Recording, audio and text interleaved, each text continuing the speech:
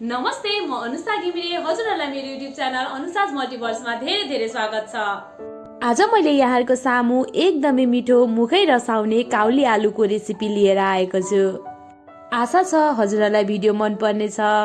एकचोटि बनाएर हजुरहरूले पनि अवश्य ट्राई गर्नुहोला र मन पर्यो भने साथीभाइ तथा फ्यामिलीसँग सेयर गर्न चाहिँ अवश्य पनि नबिर्सिनुहोला। भिडियो सुरु गर्नुभन्दा पहिला यदि मेरो च्यानलमा नयाँ हुनुहुन्छ भने मेरो च्यानललाई सब्स्क्राइब गरेर भिडियोलाई लाइक गर्न पनि अवश्य नबिर्सिनु है। ल सुरु गरौँ एकदमै मिठो काउली आलु बनाउन।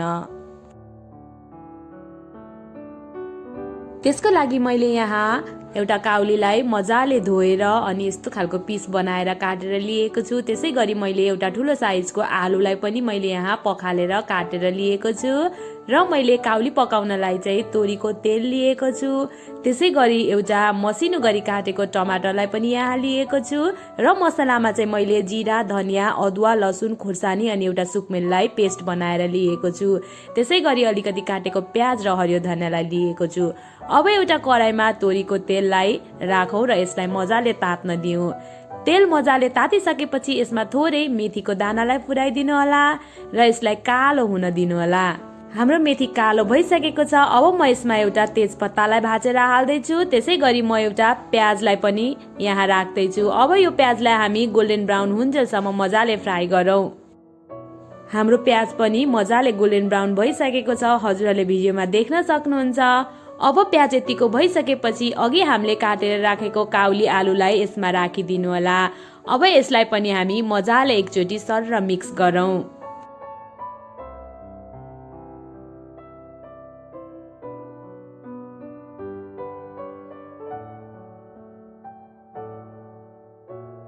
एकचोटि यसलाई सर मिक्स गरिसकेपछि अब म यसमा थोरै बेसारलाई राख्दैछु।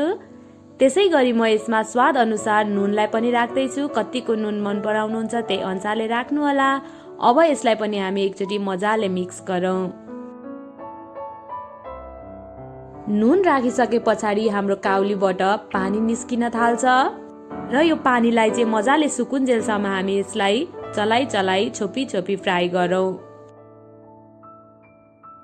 अब यसलाई केही बेर एकैछिनको लागि छोपिदिनु होला। करिब 30 सेकेन्ड जस्तो छोपेर पकाएपछि म यसलाई खोलेर चेक गर्दैछु। ल हेर्नुहोस्, हाम्रो काउलीबाट चाहिँ मजाले पानी निस्किन थालिसकेको छ। यो पानीलाई चाहिँ मजाले सुकुन्जेलसम्म हामी फ्राई गर्नुपर्छ। ल हेर्नुहोस्,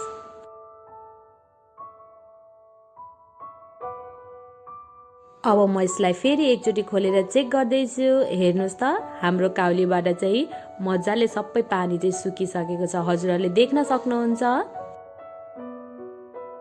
अब यतिको स्टेजमा आइसकेपछि यसको पानी चाहिँ सुकिसकेपछि यसमा मैले अघि बनाएर राखेको मसलाको पेस्टलाई म राख्दैछु।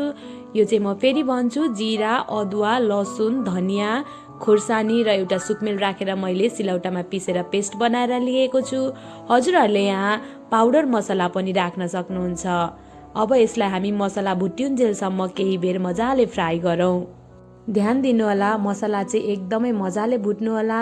यदि हाम्रो मसला मजाले भुटेन भने मसलाको काँचो स्वाद चाहिँ हाम्रो सब्जीमा आउन जान्छ। त्यसैले यसलाई चलाई केही बेर छोपेर मजाले भुट्नु होला।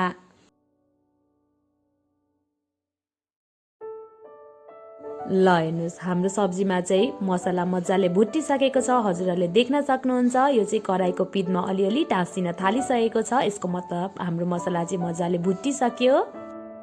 अब यतिको मसला भुटिसकेपछि म यसमा थोरै 3 चम्ची जस्तो पानीलाई राख्दैछु। मैले चाहिँ यहाँ काउली आलुको सब्जी चाहिँ रसिलो टाइपको बनाउन गइरहेको हुँदा यसमा थोरै पानी राखेको हो। हजुरहरूले फ्राई गर्ने हो भने पानी राख्दा पनि हुन्छ। ल हेर्नुहोस् त, केही बेर छोपेर पकाइसकेपछि हाम्रो काउली आलु चाहिँ लगभग रेडी भइसकेको छ। अब यसलाई चाहिँ यतिको भइसकेपछि काउली हल्का साइड लाएर यसमा म अघि काटेर राखेको टमाटरलाई राख्दैछु। अब यसलाई चाहिँ माथिबाट काउलीले छोपिदिनु होला। यसो गर्नाले हाम्रो टमाटर चाहिँ छिट्टै गल्छ। अब यसलाई छोपेर टमाटर मजाले गलुन्जेलसम्म हामी केही बेर पकाउँ।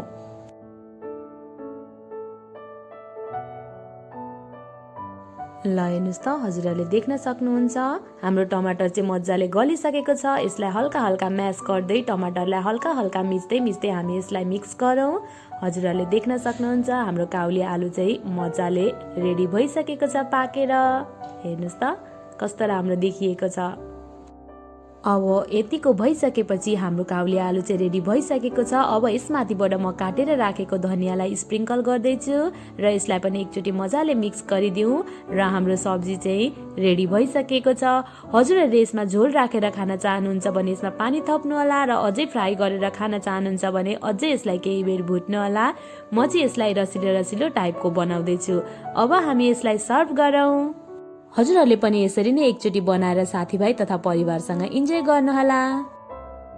र हजुरहरूलाई मेरो भिडियो कस्तो लाग्छ, यदि मन पर्यो भने भिडियोलाई लाइक गरेर च्यानललाई सब्स्क्राइब गर्न भने अवश्य नबिर्सिनु होला। फेरि यस्तै भिडियोज लिएर आउने नै छु।